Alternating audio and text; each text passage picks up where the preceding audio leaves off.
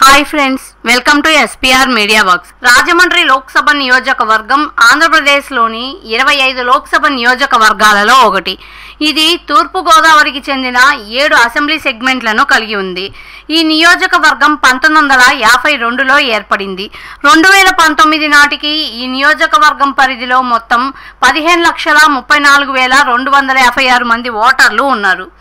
రాజమండ్రి లోక్సభ నియోజకవర్గం విషయానికి వస్తే చరిత్రకు ఆనవాళ్లు మాత్రమే కాదు, సంఘ సంస్కర్తలకు నిలయం ఈ ఊరు.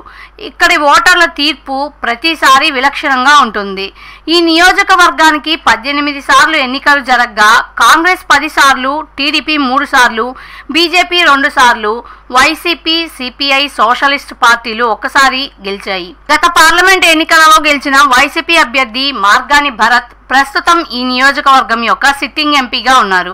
ఈ క్రమంలో గత ఎన్నికల ఫలితాలని ఒకసారి విశ్లేషిద్దాం. 2009 ఎన్నికలలో కాంగ్రెస్ అభ్యర్థి ఉండవల్లి అరుణ్ కుమార్, టీడీపీ అభ్యర్థి మురళీమోహన్ మరియు పీఆర్పీ అభ్యర్థి కృష్ణంరాజులపై పోటీ చేసి 2147 ఓట్ల మెజార్టీతో గెలుపొందారు.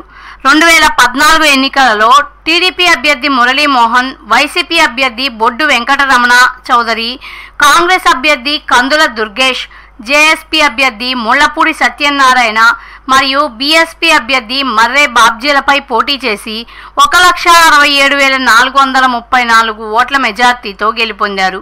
2019 ఎన్నికలలో వైసీపీ అభ్యర్థి మార్గాని భరత్, టీడీపీ అభ్యర్థి మాగంటి రూప మరియు జేఎస్పీ అభ్యర్థి ఆకుల సత్యనారాయణలపై పోటీ చేసి 1,21,634 ఓట్ల మెజార్టీతో గెలుపొందారు.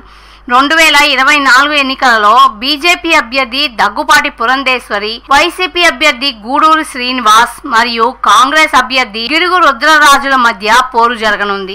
ప్రజాస్వామ్యం వర్ధిల్లాలన్నా, మన జీవితాలు తలరాతలు మారాలన్నా అది కేవలం ఒక్క ఓటుతోనే సాధ్యం. మనం వేసే ఓటు మన భవిష్యత్తును, రాబోయే తరాల మనుగడను నిర్ణయిస్తుంది. అంతేకాదు, మన ఓటుతోనే నవ సమాజం నిర్మితమవుతుంది, ఇంకా దేశ దిశ దశను మారుస్తుంది. ఓటు అనే 2 అక్షరాల పదం దేశ చరిత్రనే మార్చేస్తుంది. కేంద్ర ప్రభుత్వం జనవరి 25ను జాతీయ ఓటర్ల దినోత్సవంగా ప్రకటించింది. కుల, మత, ప్రాంత, లింగ, జాతి, భాష అనే భేదం లేకుండా దేశంలో నివసించే 18 సంవత్సరాలు నిండిన పౌరులు అందరికీ భారత రాజ్యాంగం ఆర్టికల్ 326 ద్వారా ఓటు హక్కును కల్పిస్తుంది. ప్రజాస్వామ్యాన్ని గౌరవించాల్సిన బాధ్యత ప్రతి పౌరుడిపై ఉంది. ప్రజాస్వామ్యానికి ఓటే పునాది. దేశ, రాష్ట్ర భవిష్యత్తును నిర్ణయించేది ఈ ఓటే.